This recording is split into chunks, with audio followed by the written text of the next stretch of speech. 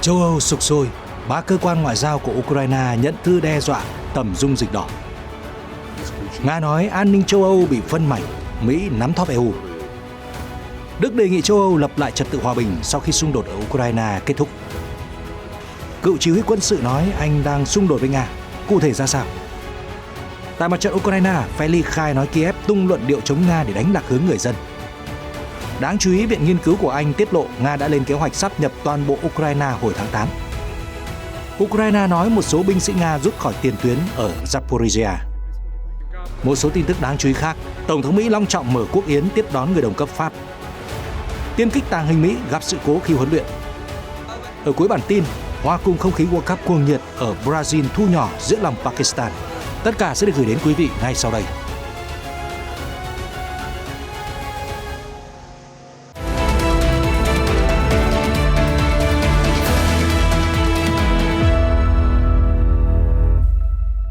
Chào mừng quý vị đến với chương trình tin quốc tế. Thưa quý vị, châu Âu đang có nhiều diễn biến vô cùng căng thẳng. Đáng chú ý, hãng thông tấn Interfax của Ukraine dẫn lời 3 quan chức cấp cao nước này cho biết 3 cơ quan đại diện ngoại giao của Ukraine bất ngờ nhận được nhiều lá thư đe dọa. Ngoại trưởng Ukraine Dmytro Kuleba nhận định vụ việc là một phần trong nỗ lực đe dọa các nhà ngoại giao của Kiev. Ông nói bên trong những bức thư này là một lời đe dọa mang tính biểu tượng đối với Ukraine. Tất cả phong bì đều được ngâm trong chất lỏng màu đỏ. Nếu họ đã bắt đầu nhắm mục tiêu vào các đại sứ quán, điều đó có nghĩa là họ đang cố gắng ngăn chặn hành động của Ukraine. Họ đang sợ hãi chúng tôi. Được biết, một nhân viên đại sứ quán Ukraine đã bị thương nhẹ sau khi xử lý một trong những bức thư. Đáng nói là sự việc trên xảy ra sau khi 6 quả bom thư được gửi đến nhiều mục tiêu trên khắp Tây Ban Nha, bao gồm đại sứ quán Ukraine và một nhà máy sản xuất lựu đạn viện trợ cho Kiev. Phía Ukraine hiện không đưa ra bất kỳ nghi vấn nào về bên đứng sau vụ việc.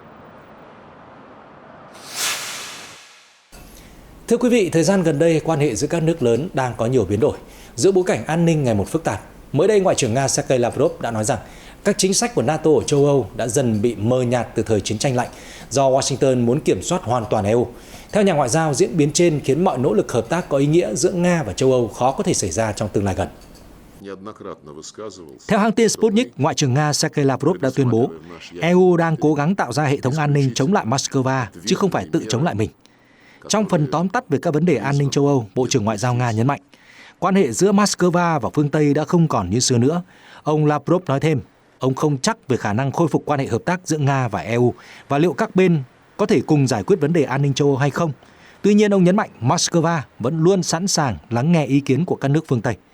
Ngoại trưởng Nga nói, nếu các đồng nghiệp phương Tây của chúng tôi hiểu được sai lầm của họ và sẵn sàng quay lại thảo luận về các tài liệu mà chúng tôi đã đề xuất vào tháng 12, tôi nghĩ đó sẽ là một dấu hiệu tích cực. Mặc dù không chắc về khả năng đó, nhưng nếu họ thực sự bày tỏ thiện chí như vậy, chúng tôi sẽ sẵn sàng quay lại cuộc thảo luận. Ông Lavrov cũng nhắc lại phát biểu của Tổng thư ký đầu tiên của NATO, Lord Hastings Lionel Ismay. Ông Ismay đã từng mô tả, chính sách cốt lõi của NATO đối với châu Âu là giữ cho Liên Xô đứng ngoài, người Mỹ ở trong và kiềm hãm người Đức. Vị Ngoại trưởng nói những gì đang xảy ra hiện nay cho thấy là NATO đang quay trở lại với những ưu tiên mà họ đã đặt ra cách đây 73 năm. Không có gì thay đổi. Họ muốn giữ người Nga ở ngoài châu Âu, người Mỹ chi phối lục địa già, không chỉ đối với Đức mà cả EU.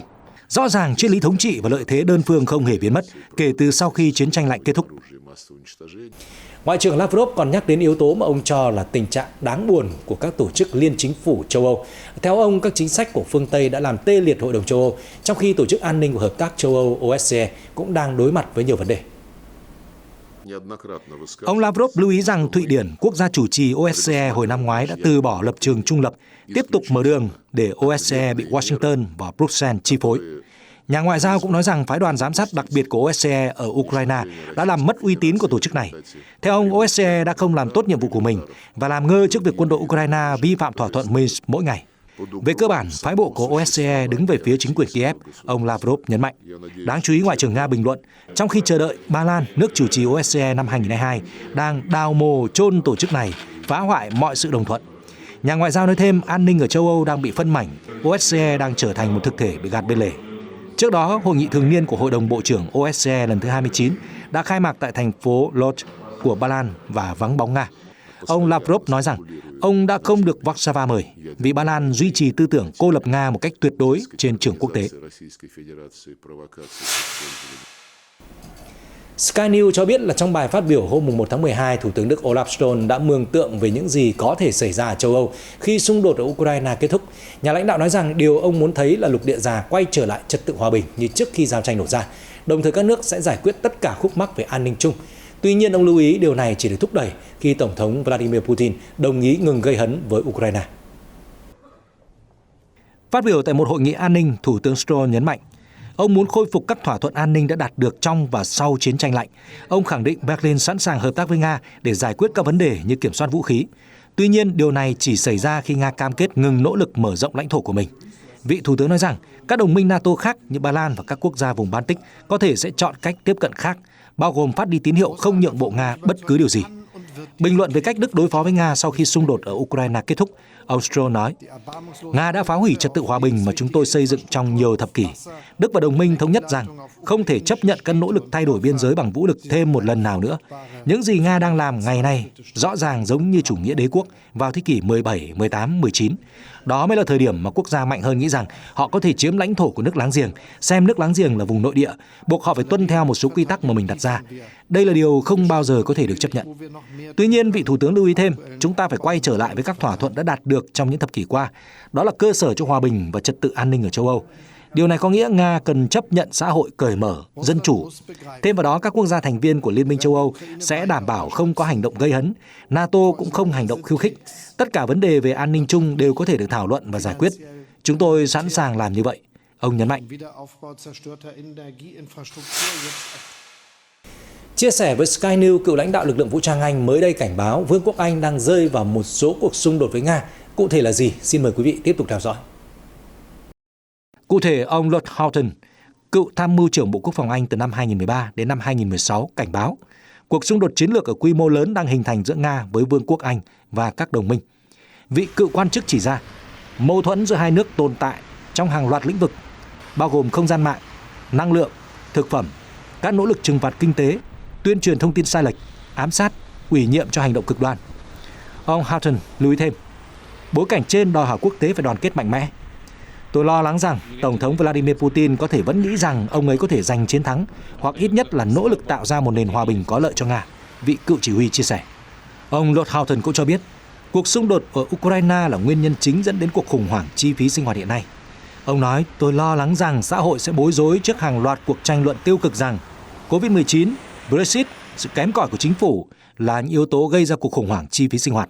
Trong khi đó, nguyên nhân cốt yếu lại xuất phát từ cuộc xung đột đang diễn ra. Nó gây ra một cuộc chiến đa dạng mà hầu hết mọi người đều nhận ra. Anh và các thành viên khác của NATO đã từ chối tham gia trực tiếp vào cuộc xung đột ở Ukraine vì muốn tránh một cuộc chiến tổng lực với Nga. Tuy nhiên, các nước đã hỗ trợ quân sự và viện trợ tài chính cho Ukraine, đồng thời áp đặt các biện pháp trừng phạt lên Moscow. TASS đưa tin cựu lãnh đạo phái bộ của Cộng hòa Nhân dân Luhansk tự xưng LPR ở Moscow, Rodion Mirosnik nhận định, thời gian qua các chính trị gia Ukraine đã đưa ra nhiều tuyên bố chống Nga nhằm đánh lạc hướng người dân khỏi các vấn đề trong nước. Theo TASS, hôm 1 tháng 12, một số chính trị gia của Ukraine, bao gồm cố vấn Tổng thống Mikhail Podolyak, Thư ký Hội đồng Quốc phòng và An ninh Quốc gia Alexei Danilov, Bộ trưởng Quốc phòng Alexei Reznikov đã đưa ra những tuyên bố chống lại Nga. Trong khi đó, Quốc hội Ukraine cũng đã thông qua một số tài liệu phản bác Moscow. Đáng chú ý là một tuyên bố kêu gọi cộng đồng quốc tế công nhận sự hiện diện của Nga trong Hội đồng Bảo an Liên Hợp Quốc là bất hợp pháp. Ông Mirosnik nói, tôi nghĩ rằng những hành động vô lý cùng tuyên bố cực đoan mà giới chức Ukraine đưa ra gần đây xuất phát từ tình trạng hậu cần cung cấp cho tiền tuyến của nước này đang yếu kém ở mức nghiêm trọng, cùng với việc người dân ồ ạt di tản. Ai có điều kiện thì ra nước ngoài, còn không họ hỗn loạn sơ tán ở trong nước. Chính quyền Ukraine đã hô hào các thông điệp để đánh lạc hướng người dân khỏi những vấn đề trên, vị cựu đại sứ LPR nói. Ông Mirosnik nói thêm rằng, những luận điệu hiếu chiến của Kiev cũng nhằm kéo dài thời gian và che giấu những thất bại trên mặt trận. Hiện Ukraine chưa đưa ra bình luận nào liên quan đến những đánh giá của cựu quan chức LPR. Đáng chú ý, một tổ chức tư vấn quốc phòng và an ninh của Anh có liên kết với quân đội nước này đã tiết lộ chi tiết kế hoạch của Nga trước khi nước này phát động chiến dịch quân sự ở Ukraine. Thông tin trên được cho là trích từ các tài liệu có chữ ký của Tổng thống Vladimir Putin mà London thu giữ được. Theo Sky News, Viện Nghiên cứu Quốc phòng và An ninh Hoàng gia Anh RUSI cho biết, Nga đã lên kế hoạch tiếp quản Ukraine trong hơn 10 ngày và sáp nhập nước láng giềng vào tháng 8 năm nay. Tổ chức này còn lưu ý chỉ một nhóm nhỏ quan chức Nga nắm được đầy đủ quy mô của kế hoạch. Phó chỉ huy các lực lượng trong quân đội xứ Bạch Dương cũng không nắm được mọi tham vọng mà lãnh đạo vạch ra cho đến khi chiến dịch quân sự đặc biệt bắt đầu. Các đơn vị chiến thuật dường như chỉ nhận được lệnh vài giờ trước khi hành động. Các tài liệu mà Viện Rossi đưa ra cũng tiết lộ, Nga đã lên kế hoạch giành quyền kiểm soát các nhà máy điện, sân bay, nguồn cung cấp nước, ngân hàng trung ương và quốc hội của Kiev. Các lực lượng đặc biệt của Nga cũng được giao nhiệm vụ trừ khử giới lãnh đạo Ukraine. Viện Rossi phân tích, dường như Moscow kỳ vọng rằng các quan chức chính phủ Ukraine sẽ bỏ chạy hoặc bị bắt sau các cuộc tiến công chớp nhoáng của quân đội Nga. Mặt khác, cộng đồng tình báo Ukraine từng cho biết họ tin rằng Nga đã lên kế hoạch dùng các đơn vị đổ bộ đường không của Belarus để giành các nhà máy điện hạt nhân Rivne và Khmelnytsky. Theo Viện Nghiên cứu Kế hoạch tác chiến của Nga vạch ra chi tiết mục tiêu giành lấy các nhà máy điện hạt nhân của Ukraine để làm nơi trú đóng cho quân đội. Versi lưu ý thêm, Nga đã lên kế hoạch bắt đầu cuộc tấn công bằng chiến dịch không kích và tấn công tên lửa quy mô lớn nhằm các mục tiêu quân sự của Ukraine. Tổ chức trên nói rằng Moscow sẽ không nhắm mục tiêu vào các cơ sở hạ tầng quan trọng như nhà máy điện và đường sắt vì đây là chìa khóa cho kế hoạch giành chọn nước láng giềng. Theo Rossi, Nga cũng đã vạch ra kế hoạch loại bỏ các quan chức Ukraine. Theo đó, cơ quan phản gián của Moscow được cho là đã lập danh sách đối tượng theo các cấp độ khác nhau, bao gồm những người nên bị trừ khử, những người cần đàn áp và đe dọa, những người trung lập và có thể chiêu mộ, những người đã sẵn sàng hợp tác với Nga. Viện Rossi cũng đã chỉ ra Nga lên kế hoạch cưỡng chế các thống đốc khu vực và chính quyền địa phương. Theo thời gian, Moscow có kế hoạch đưa giáo viên và các quan chức từ Nga đến cải tạo người Ukraine.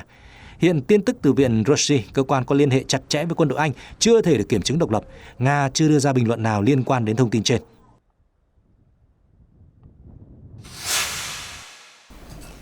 Cập nhật tình hình trên mặt trận, truyền thông Nga TASS đưa tin hôm 2 tháng 12, quân đội Ukraine đã tấn công dữ dội vào tỉnh Luhansk. Hôm 2 tháng 12, đồng minh của Nga, phái bộ Cộng hòa Nhân dân Luhansk tự xưng LPR, tại Trung tâm Điều phối và Kiểm soát chung về các vấn đề liên quan đến tội ác chiến tranh của Ukraine cho biết, quân đội Kiev đã nã pháo vào thị trấn Starobes và làng Khoroshey bằng 4 quả pháo HIMARS. Trong nội dung được đăng trên kênh Telegram, phe thân Nga tuyên bố quân đội Ukraine đã tiến hành một cuộc pháo kích vào khu định cư Khoroshea từ các bệ phóng pháo phản lực tầm trung HIMARS vào lúc 1 giờ 32 phút sáng theo giờ địa phương. Tại Starobek, 4 quả tên lửa đã dội vào khu vực vào lúc 3 giờ sáng. Hiện chưa có cập nhật về thiệt hại và thương vong. Hiện Ukraine chưa đưa ra phản hồi nào liên quan đến diễn biến trên. Mặt khác, Sky News đưa tin quân đội Ukraine cho biết là lực lượng Nga đang rút khỏi một số thị trấn ở khu vực phía nam Zaporizhia. Ngoài ra, Kiev cũng nói rằng Moscow đang lên kế hoạch sơ tán các quan chức đã bổ nhiệm ở khu vực này. Cụ thể, Bộ Tổng tham mưu Ukraine cho biết các đơn vị Nga đang rời khỏi các thị trấn Mikhailivka, Polyhir và Inzheny, tất cả đều ở phía nam thành phố Zaporizhia. Trong khi đó, còi báo động vang lên khắp Ukraine trong ngày 1 tháng 12, bao gồm ở thủ đô Kiev, hãng Anadolu đưa tin. Theo đài NHK, Ukraine đang chuẩn bị cho một đợt không kích tiếp theo của tên lửa Nga nhằm vào cơ sở hạ tầng năng lượng. Giữa mùa đông cắt da cắt thịt, lực lượng Nga đã tiến hành nhiều đợt oanh kích khổng lồ trên khắp Ukraine, gây gián đoạn nghiêm trọng nguồn cung cấp điện ở Kiev và các đô thị khác, NHK cho hay. Tình báo Bộ Quốc phòng Anh ngày 1 tháng 12 cho biết, việc Nga liên tục tập kích cơ sở năng lượng ở Ukraine là tuân theo học thuyết quân sự mới của Moscow. Phía Anh cho rằng Nga đang muốn làm mất tinh thần người dân Ukraine, qua đó buộc giới lãnh đạo phải khuất phục, thay vì cố gắng giành thắng lợi bằng mọi giá ở tiền phương. Tuy nhiên, phía Anh nói thêm, kế hoạch của Nga tỏ ra không thật sự hiệu quả. Mức độ gây thiệt hại cả về vật chất lẫn tinh thần đối với Ukraine đều không lớn như kỳ vọng. London lưu ý, lực lượng của Moscow đang cạn dần vũ khí chính xác cho các mục tiêu chiến thuật. Trong khi đó, Ukraine có thể động viên và duy trì tinh thần phản kháng của người dân trong suốt hơn 9 tháng xung đột. Hiện Nga chưa phản ứng về những đánh giá mới của giới chức quốc phòng Ukraine và Anh. Trước đó, Điện Kremlin cho biết các vụ tấn công chính xác vào cơ sở năng lượng Ukraine đều nhằm mục đích phi quân sự hóa Ukraine.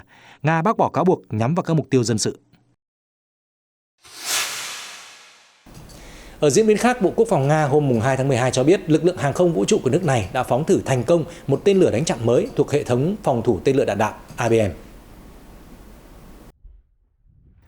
TASS đưa tin Bộ Quốc phòng Nga đã tuyên bố nhóm chiến đấu của lực lượng phòng không và phòng thủ tên lửa đạn đạo thuộc lực lượng hàng không vũ trụ đã thành công tiến hành một vụ phóng thử tên lửa từ hệ thống phòng thủ tên lửa đạn đạo mới ABM tại thao trường Charisahan.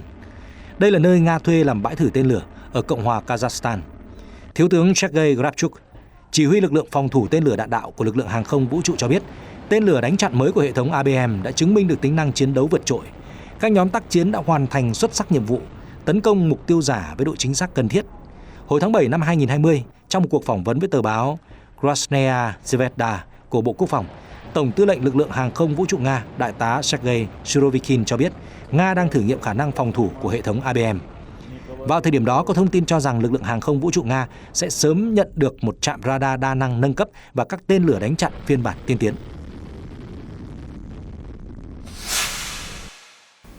Ở diễn biến khác, thưa quý vị, Tổng thống Pháp Emmanuel Macron đang thực hiện chuyến công du Mỹ lần thứ 2 kể từ khi lãnh đạo nước Pháp. Ông đã được người đồng cấp Mỹ Joe Biden mở quốc yến tiếp đón vô cùng long trọng. Tại đây, hai nhà lãnh đạo đã có nhiều phát biểu đáng chú ý. Thông tin ngày 1 tháng 12 của hãng tin Reuters cho hay Tổng thống Mỹ Joe Biden và nhiều người nổi tiếng khác đã có mặt trong buổi quốc yến tiếp đón Tổng thống Pháp Emmanuel Macron. Trong bài phát biểu tại buổi quốc yến, Tổng thống Biden khẳng định Pháp và Mỹ đang nỗ lực hợp tác cùng phát triển vì mục tiêu dân chủ, tự do và bình đẳng. Sự gắn kết giữa hai quốc gia mang tính lịch sử, xây dựng liên minh bền chặt. Trong khi đó, Tổng thống Macron cho rằng mối quan hệ giữa Pháp và Mỹ bền chặt nhờ cùng vun đắp những giá trị chung. Trong thời đại đầy rủi ro và thách thức như hiện nay, Pháp và Mỹ vẫn sát cánh cùng nhau xây dựng tương lai tốt đẹp. Được biết, Tổng thống Biden và Tổng thống Macron đã tham gia nhiều hội nghị quốc tế cùng nhau, nhưng đây là lần hai nhà lãnh đạo dành nhiều thời gian nhất để họp mặt. Theo Reuters, buổi quốc yến là sự kiện quan trọng trong chuyến công du của Tổng thống Macron lần này. Đây là cử chỉ thiện chí thể hiện cam kết của Tổng thống Biden với Pháp, quốc gia đồng minh lâu đời nhất của Mỹ. Mặc dù hai quốc gia đang bất đồng về phương án giải quyết xung đột giữa Nga và Ukraine, cũng như vấn đề trợ cấp cho các sản phẩm của Mỹ và nhiều vấn đề khác.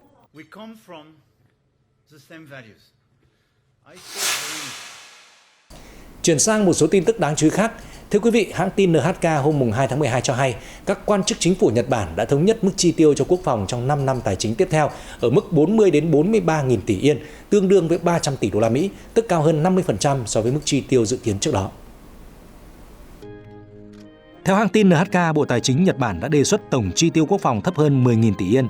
Tuy nhiên, Bộ Quốc phòng nước này cho rằng 48.000 tỷ yên mới là con số cần thiết để tăng cường khả năng phòng thủ cho đất nước.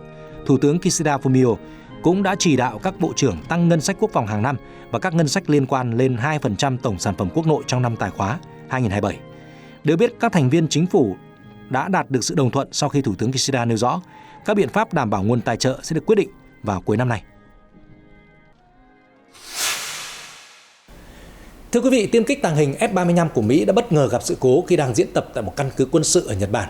Điều này làm dấy lên nghi ngờ về sức mạnh thực sự của chiếc máy bay vốn được ca ngợi là tiên tiến nhất thế giới này.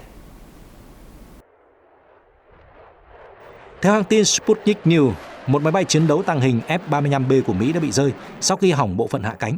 Hình ảnh được đăng trên mạng xã hội hôm 1 tháng 12 cho thấy chiếc máy bay chao đảo trước khi lao thẳng xuống đường băng của căn cứ không quân Kadena ở Okinawa.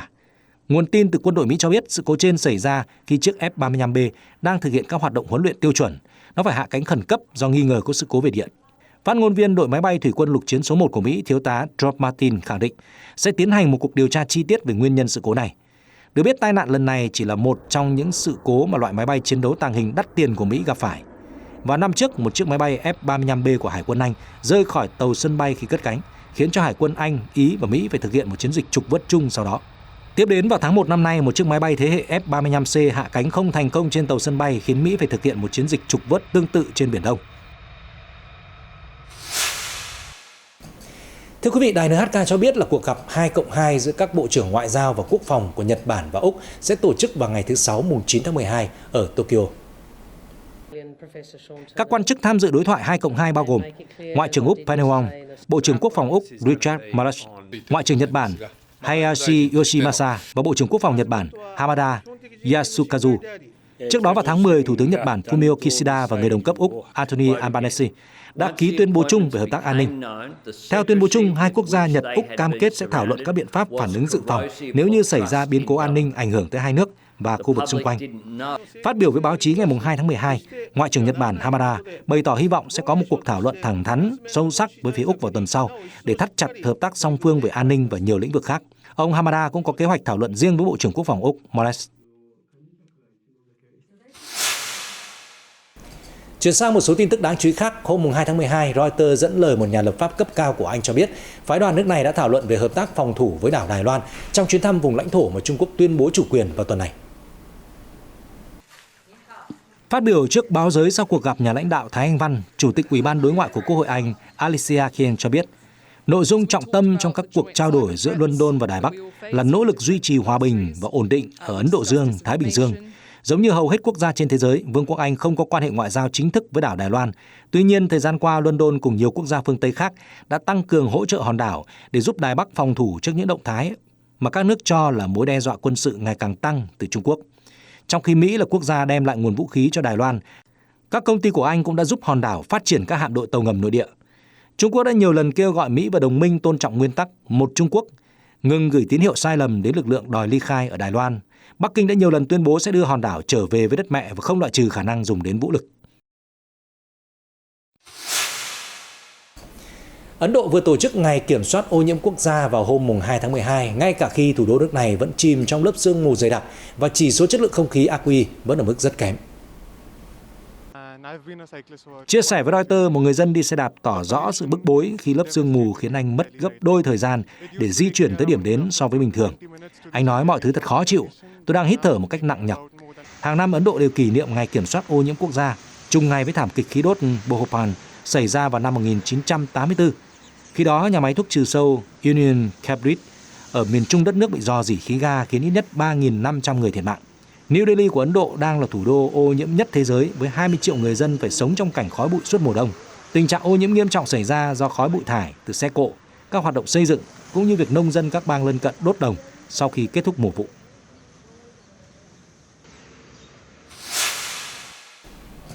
Vào rạng sáng ngày 2 tháng 12 theo giờ địa phương, núi lửa Villarrica ở Chile đã phun dung nham thắp sáng màn đêm. Các cảnh quay được Reuters đăng tải cho thấy là lửa cháy âm ỉ, khí tỏa ra từ đỉnh núi đầy tuyết với dung nham ngập bên trong. Cơ quan địa chất và khai khoáng Chile cho biết ngọn núi lửa đã tăng từ 80m lên 220m tính từ miệng núi lửa vào sáng ngày 2 tháng 12. Người dân cho biết mọi người vẫn sợ dù đã chuẩn bị tâm lý cho khả năng núi lửa phun trào dữ dội. Đài quan sát núi lửa Nam Andes của cơ quan địa chất cho biết có thể xảy ra những vụ nổ nhỏ do đá chảy và nhiệt độ xung quanh miệng núi lửa tăng cao. Các nhà chức trách đã đưa ra cảnh báo vàng đối với các khu vực lân cận, đồng thời tuyên bố khu vực rộng 500m xung quanh miệng núi lửa là vùng rủi ro, dù vẫn chưa có dấu hiệu cho thấy nham thạch sẽ lan rộng. Được biết, núi lửa Villarrica của Chile nằm gần khu du lịch nổi tiếng Pucón. Đây là một trong những núi lửa hoạt động mạnh nhất ở Nam Mỹ. Chile nằm trên vành đai lửa Thái Bình Dương, có chuỗi núi lửa lớn thứ hai trên thế giới sau Indonesia. Nước này có khoảng 500 núi lửa có khả năng còn hoạt động. Thưa quý vị, một đoàn tàu ở Canada vừa gặp sự cố trong khi lưu thông. Sự việc không gây ra thương vong nhưng làm gián đoạn giao thông ở khu vực phía tây đất nước. Hãng tin Reuters ngày 1 tháng 12 cho biết một đoàn tàu chở hàng của hãng đường sắt Thái Bình Dương Canada đã bị chật bánh khi di chuyển qua khu vực gần làng Macon, thuộc tỉnh Saskatchewan của Canada. Hình ảnh do CBC News đăng tải cho thấy những cột khói lớn cao khoảng 30m từ đoàn tàu bốc lên không trung. Cảnh sát Canada cho biết là quốc lộ 39 đã bị phong tỏa cả hai hướng và các tài xế được yêu cầu tránh lưu thông qua khu vực này. Thưa quý vị, không khí World Cup lan tỏa ở khắp nơi. Tại một con hẻm đầy bụi trên đường phố Liari ở Pakistan, cờ của các đội tuyển tham gia giải bóng đá lớn nhất hành tinh tung bay trong gió. Những cậu bé hiếu động tranh nhau quả bóng, thể hiện sự phấn khích và tình yêu cuồng nhiệt dành cho môn thể thao vua. Con hẻm nhỏ ở Liari còn được gọi là Brazil thu nhỏ, dù ở Pakistan.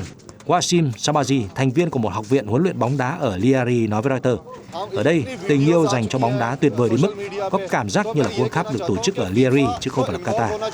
Liari là một trong những khu dân cư nghèo nhất ở thành phố cảng Karachi của Pakistan. Tuy nhiên, cứ 4 năm một lần, những con hẻm tại đây lại trở nên rực rỡ bởi sắc cờ của các nước Brazil, Tây Ban Nha, Bồ Đào Nha. Năm nay con hẻm còn được tô điểm với bức tranh tường với các ngôi sao bóng đá Cristiano Ronaldo của Bồ Đào Nha, Lionel Messi của Argentina, Neymar da Silva Santos Jr. của Brazil. Chúng tôi muốn FIFA để mắt đến tình yêu bóng đá của người dân ở Liari. Họ nên tổ chức một sự kiện ở đây vì nơi này có vô số cầu thủ và khán giả, Sabaji nói. Reuters cho biết Pakistan chưa bao giờ đủ điều kiện tham dự một giải đấu World Cup, nhưng nhiều cư dân trẻ tuổi vẫn đăng ký vào các học viện bóng đá ở Liari và tập luyện hàng giờ mỗi ngày. Họ vẫn luôn nuôi hy vọng một ngày nào đó sẽ được thi đấu trên sân cỏ quốc tế. Tin tức vừa rồi cũng đã kết thúc bản tin ngày hôm nay. Cảm ơn quý vị đã quan tâm theo dõi. Xin kính chào và hẹn gặp lại trong các chương trình sau.